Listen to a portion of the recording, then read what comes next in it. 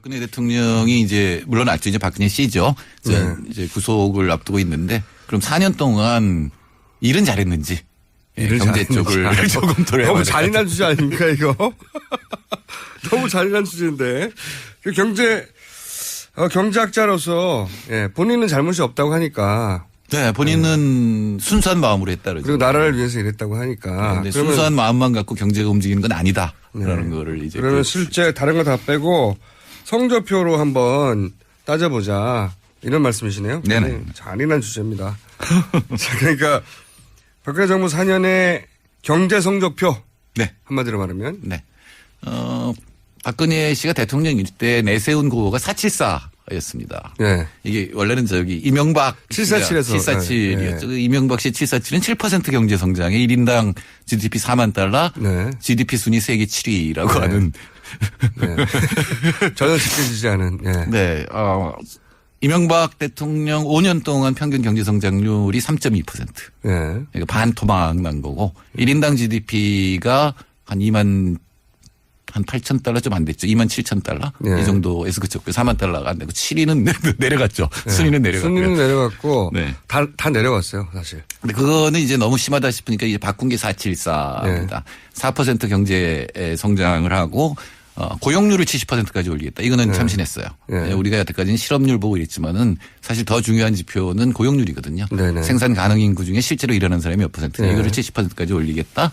그리고 1인당 GDP 4만 달러는 또 들어갔죠. 네. 그래서 결과는 어떻게 됐습니까? 평균 경제 성장률은 2.9% 정도 4년 동안. 다시 또 떨어졌네요. 예, 네. 또 떨어졌죠. 3.2. 그러니까 노무현 대통령 때가 한 4.5%. 네. 그리고 김대중 대통령 때가 5.3%. 그러니까 계속 네. 성장률이 쭈르륵 떨어지고 있다. 근데 3% 이하로 내려간 건 상당히 상당히 우리나라에서는 있을 수 없었던 일이 벌어진 거고요.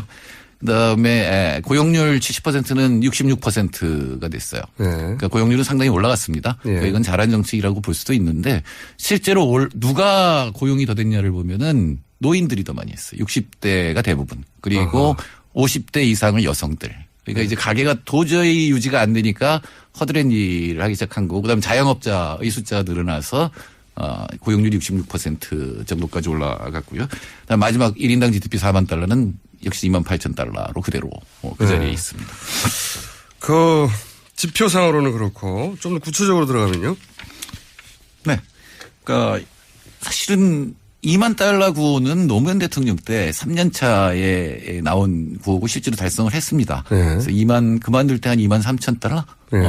2만 4천 달러 정도로 그만뒀는데 9년 동안 그러니까 늘어난 게 한 4천 달러 정도밖에 안 늘어난 거죠. 4,500. 물가 상승률을 감안하면 떨어진 거죠. 예, 그래서 생각해보면 9년 동안 500만 원 늘어났어요. 1인당 GDP가.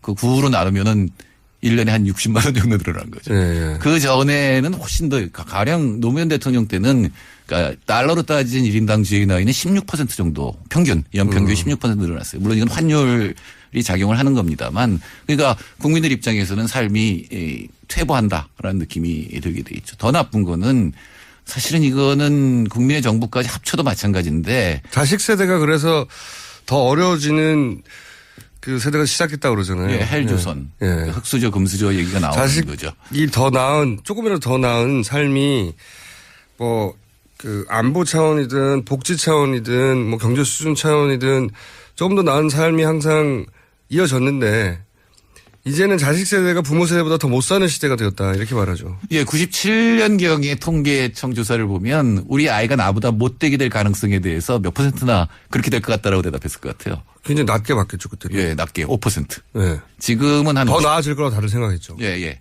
95%가 나보다는 나아질 거다라고 생각했어요. 96년, 7년에. 부모의 마음이 그런 거고. 예. 그리고 우리나라 사람들이 좀 자식에 대한 좀 이게 있어요. 과대 평가가 있는데. 자기한테는 투자 안 해도 자식들한테는 올인하니까. 근데 2010년이 넘어가면서 그게 반 정도로 떨어집니다. 아무리 봐도 우리 애가 나보다 나아질 것 같지도 않다. 옛날에 비해서 아이 수가 줄어들었거든요. 그럼에도 우리 불구하고. 때는 3명 정도였는데 네. 네, 지금은 이제 1명 낳잖아요. 1명 또는 2명. 피부로 느끼는 내 삶이 더 나빠지고 있다고 하는 정도가 정말 심해진 거예요. 네. 네. 어른들이 그렇게 생각하고 아이들은 이제 헬조선이란 말을 만들어냈죠. 흑수저, 금수저 얘기를 이생망, 이번 생은 망했다. 이건 아세요? 청년 실신. 청년 실신 뭐 미생망은 아는데. 실업자 플러스 신용불량자에서 이제 청년 실신 이렇게 된 거죠. 아, 그런 조국. 그러니까 이게 절망의 세대가 된 거죠. 아무리 지표도 봐도 실제로 그렇고요. 예. 아무리 봐도 내가 지금 괜찮은 직장을 얻어서 좀 부모 세대처럼 살 것 같지는. 최소한 부모 세대만큼도 안 될 것 같다고 생각하는 그리고 거죠. 나서는 생각해 보면은 옆에서 잘 나가는 애들하고 차이를 보면 이게 부모들이 물려준 거가 결정하는 게 아니라 왜 정유라 씨가 그랬잖아요. 예, 그것도 실력이라고. 부모도 실력. 부모 잘 만나는 것도 실력이라고. 근데 그게 결정을 하는 것 같으니까 이제 절망스러운 거죠. 그러니까 말하자면 조선시대에 상인으로 태어나거나 노예로 태어나면 그 다음에는 뭐 그 삶이잖아요. 그러니까 이런 어떤 신분제 사회처럼 또 됐다는 되돌아가는 거죠. 듯한 느낌이죠. 네, 그렇죠. 그러니까 그거는 사실은 꼭 이 이명박 박근혜 정부만 그랬던 건 아니고 그런 불평등이 심화된 거는 사실은 외환위기 이후에 불평등이 굉장히 빠른 속도로 늘어났습니다. 다만 다른 거는 수출이 잘 되고 있었고 그다음에 부채에 의한 소비가 늘어나니까 성장률이 좀 더 높았거든요. 근데 지금은 이제 와서는 어떻게 됐냐면 그러니까 빚을 내서 소비를 하는 거에서 이제 빚을 갚기 위해서 빚을 내거나 이제 소비를 줄이는 단계로 들어갔죠. 이게 IMF 이후에 그 IMF가 우리나라에 적용한 정책 자체가 사실 양극화를 심화시킬 수 있는 정책들인데 그거에 대한 인식을 사실은 노무현 정부 때 제대로 못했다 하더라도 지나면서 이게 양극화가 점점 심해지는구나 하는 양극화를 막는 정책이 이 두 번의 보수 정권에서 나왔어야 되는데 정반대로 그걸 가속화시키는 정책이 나왔으니까요. 사실 박근혜 정부의 정책은 줄푸세예요. 네. 원래 이명박 씨하고 대선 때 내세웠던 게 줄푸세잖아요. 그러니까 지난 대선 때는 경제민주화하고 복지로 바꿨었는데 실제로 시행한 정책은 줄푸세죠. 그러니까 세금은 줄이고 규제는 풀고 법과 질서는 세운다. 이게 줄푸세잖아요. 근데 정확히 줄푸세를 했고 특히 이제 세월호 사건이 일어난 다음에 경제혁신 3기년 계획 국가 대개조 계획을 내세우고 이제 그때부터 무역투자진흥회라는 걸 10번. 그게 이제 합니다. 그 박정희 대통령의 경제개발 5개년 계획에 축소판하고 비슷한 거죠. 수출진흥회의라는 걸 해서 똑같아요. 거의. 재벌들을 모아놓고 이제 지표를 만들고 이제 하는 건데 이번에는 이제 확실하게 규제 완화 쪽으로 갔죠. 그래서 기업이 여기서 규제는 기업들이 장사하는데 방해가 되는 걸 풀어달라고 하는 게 규제예요. 그래서 유명한 말이 학교 옆 호텔 허용해 준다든가 병원 안에 호텔을 넣게 해준다든가 뭐 이런 것들이었죠. 병원을 영리화한다든가. 네, 병원 영리화하면서 호텔. 근데 그게 이제 기업들 이미 그런 도움 없이도 잘 먹고 잘 사는 큰 기업들한테는 도움이 되는데 나머지한테는 아무런 도움이 안 되는 거잖아요. 그렇게 규제를 풀어줬는데 실제로는 부동산 쪽, 건설 쪽만 이제 투자가 일어났고 사실 설비 투자가 작년에 마이너스 3.5%거든요. 그러니까 미래를 위해서 투자하지 않는다. 그럼 잘했던 거 좀 해보세요. 잘했던 아까 70% 고용률 70% 정책은 신선했다. 그리고 실제 60% 달성했다. 60 몇 %. 근데 요 고용률이 70% 육박한 것의 잘한 부분인데 그게 실 내용이 아까 노년층이 늘어났다고 했잖아요. 노년층이 허드렛이라고. 노년층이 일을 안 하는 것보다 일을 하는 게 좋지 않아요? 복지가 없으니까 이러죠. 그리고 우리 지금의 어르신들이라는 분들은 6.25를 겪으신 분들이고 60년대에 굉장히 어려움을 겪었기 때문에 무슨 일이든 할 수 있는 분들이거든요. 마인드가. 예. 그래서 그런 이제 남들이 안 하는 일들을 하시고 일의 종류가 어떤 거죠? 예를 들어 그 부분 일자리에서 예를 들어 청소하고 뭐 이런. 예, 그 아파트 경비를 쓴다든가 또는 이렇게 보면은 휴지 줍는 분들 많잖아요. 할아버지 할머니들 리어카 끌고 이제 휴지 줍는 것들 이런 것들이 전부 이제 잡히는 거죠. 휴지 줍는 것도 일자리로 누군가 만들어서. 그렇게 할 수 있죠. 고물상하고 뭐 한다든가 하여튼 그런 허드렛 일이 늘었고 그다음에 자영업이 늘었죠. 50대는 이제 퇴직을 하고 할 일이 없으니까 이제 동네 치킨집 같은 것들을 만들어서 자영업이 늘어나는 이 정도가 늘어난 거고 실제로 괜찮은 일자리는 없었어요. 지난 4년 동안 52조 원을 집어넣었거든요. 일자리 정책에. 그러니까요. 어마어마한 돈인데. 예, 어떻게 갔는지는 궁금합니다. 박근혜 대통령이 어마어마한 사대강을 2번 할 돈인데 그게. 예, 그러게요. 박근혜 대통령이 정말 잘한 일은 뭐냐면 박정희 신화를 없애버린 겁니다. 아니, 저는 이건 정말 역사적인 과업이라고 생각해요.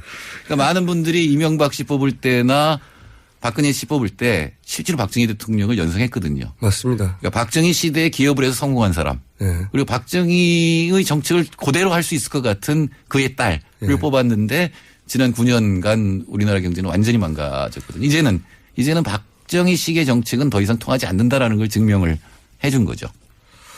그리고 저는 사실 그 60대 혹은 60대 이상의 이제 어르신들이 너는 뭐 전쟁을 겪어보지 못해서 이런 말들이 보통 그 자식 세대라고 정치 관련해서 대화하다가 막힐 때 나오는 주요 멘트잖아요.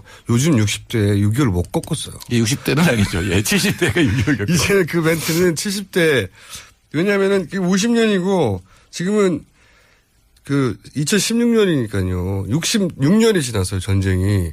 그러면 지금 70세도 전쟁 났을 때 4살이에요. 기억 안 나요. 그러나 전후의 그 비참함이 몸에 남아있죠. 이분들이 이제 청소년 되셨을 때 아마도 박정희 대통령 시절이겠죠, 그때가. 그렇죠. 이제 그걸 본 것을 기억하고, 그런데 그렇게 되려면 70대가 넘어가야 됩니다, 이제 또. 그것도. 70대 중반은 돼야 기억이 나는 나이가 됐어요. 60대에서 사실은 굉장히 보수하는 게 저는 잘 이해가 안 가요. 본인들이 그 시절을 기억 안 납니다. 아무리 따져보니까 그렇더라고요. 50대, 60대는 아직 60대는 아닌데 50대는 베이비붐 세대거든요. 네. 그리고 고도 성장 시기였어요. 네.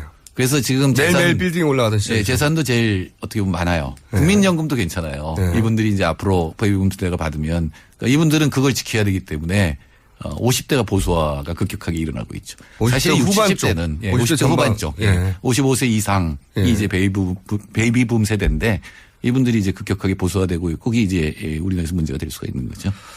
그러니까요. 뭐랄까요. 계층이 아니라 세대 대결이 일어나는 점점 양상으로. 네. 정치 그 환경이 바뀌어가는 것 같아요. 네네. 사실은 지금 예전엔 지역이었는데 우리나라에서는 일본이 한 20년간 거의 경제 성장률 제로 상태에 머무르고 있는데 요새 좀 아베가 우리나라보다 낫습니다 지금은. 네. 지난 4년이 우리가 일본한테 뒤지게 된 4년인데. 아 그래요? 예, 그러니까 청년들 취직이 일본이 훨씬 나아졌다 이런 이제 기사들이 나오는데 제일 큰 문제는 뭐냐면은 일본의 전후 세대 노인 세대 굉장히 인구가 많잖아요. 네. 이분들이 재산을 다 갖고 있어요. 그리고 재산에서 나오는 불로소득 그리고 연금 가지고 생활을 하거든요. 네. 그럼 젊은 아이들은 처음에 시작할 돈이라든가 그 돈이 안 풀려 나오거든요. 언제 죽을지 모르기 때문에 계속 갖고 있는 거잖아요. 네. 그러니까 이 굉장히 불평등이 심해지고 세대 간 갈등. 벌어지는데 어쩔 수 없습니다. 아이들이 잘 살아야 노인들도 좋아지거든요. 성장률이 높아져야 사실은 복지 혜택이라든가 이런 것도 받을 수 있거든요. 알겠습니다. 여기까지 일단 정리를 하고요. 다음 주에 한 번 더 들어가 보죠. 박근혜 복지 정책이라든가. 네네. 네. 지금까지 칼폴라니 사용대행소 정태인 소장님이었습니다. 저는 김어준이었습니다. 내일 다시 뵙겠습니다.